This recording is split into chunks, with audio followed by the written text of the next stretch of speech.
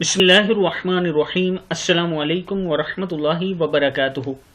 Zainab TV की तरफ से आज मैं अपने दोस्तों को रसूल अल्लाह सल्लल्लाहु अलैहि वआलिहि वसल्लम का एक बहुत ही प्यारा फरमान सुनाऊंगा। आप दोस्तों ने इस पर ज़रूर अमल करना है। तो शुरू करते हैं। बिस्मिल्लाहिर्रहमानिर्रहीम।